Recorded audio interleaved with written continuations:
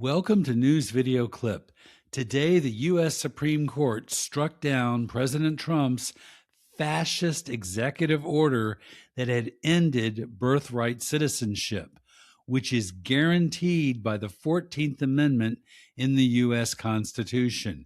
It says anyone who is born in this country is automatically a citizen. So Trump lost in the Supreme Court, but only by a vote of 5-4. That's pretty close. But of course, Trump did have a meltdown. Here is Angie Sullivan, who is a lawyer over at I've Had It, and she's going to explain the ruling. The Supreme Court ended their final session for the summer, and the Constitution of the United States has barely survived. In a 5-4 decision, the justices have upheld birthright citizenship. The Supreme Court upheld birthright citizenship, striking down President Trump's executive order in Trump versus Barbara. Chief Justice Roberts authored the opinion of the court, joined by Justices Sotomayor, Kagan, Barrett, and Jackson. Justice Kavanaugh concurred in part and dissented in part, while Justices Thomas, Alito, and Gorsuch filed dissents. And basically, what these justices who dissented said, it is okay for a president to come in and by executive order change the Constitution and the law.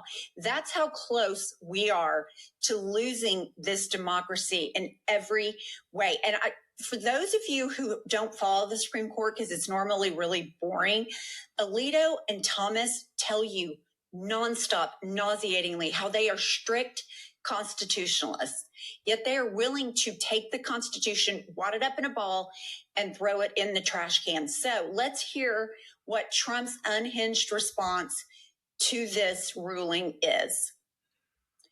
Trump says on Live Social, the Supreme Court upheld birthright citizenship, which is too bad for our country.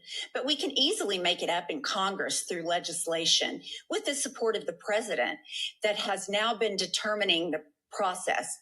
No long and unwielding constitutional amendment is necessary. Congress should start today to work on ending expensive and unfair to our country birthright citizenship. They will have my complete and total support. And if it's one thing I don't have to worry about is the Republican-controlled House and Senate doing anything to govern. So I'm not worried about this necessarily because they're so ineffective.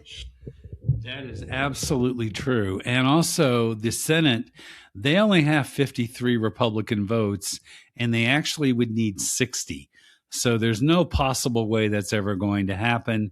As usual, Trump is living in a dreamland. All righty, we're going to go over to Fox News now. And they've been covering Trump's Great American Fair, the Great American State Fair, which has been a total disaster in Washington, D.C. Hardly anybody's been going, but Fox News is desperately trying to pretend that it's been a massive success. And we're going to watch several clips of Fox News. You know, they're sitting here bragging about it, even though the green grass behind them is nearly empty. So let's watch this. John Roberts, good to be back with you again here in Washington. Back with you. It's even warmer today than yesterday. But it's a dry heat. That's the great thing about Washington. It's a dry heat. All right, I'll take that.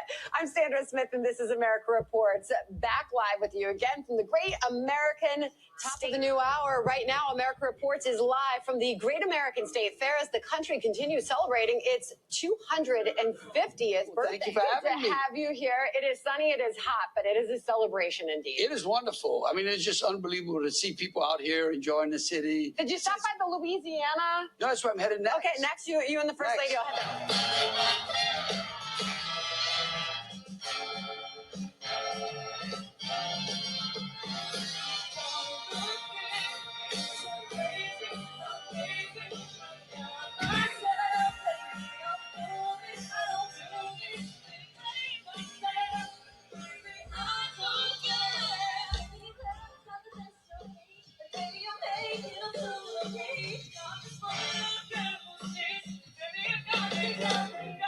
couple of days. Where we're at right now is actually called the National Mall. It's been renamed, of course, the Great American State Fair. We have all 50 nifty United States and 6 territories being represented here. It's an awesome, awesome display of what makes America so amazing and so beautiful, right?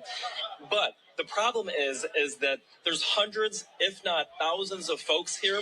And Okay, wait a second. Hundreds, if not thousands of people there. That is absolutely just green grass behind him. There are not hundreds or thousands of people there. I don't know who this journalist is, but he should be drug tested. He is obviously, he's either on drugs or he's a massive liar. He's not a journalist. He's a joke. Okay. He should not even have that job. He needs to get off the air.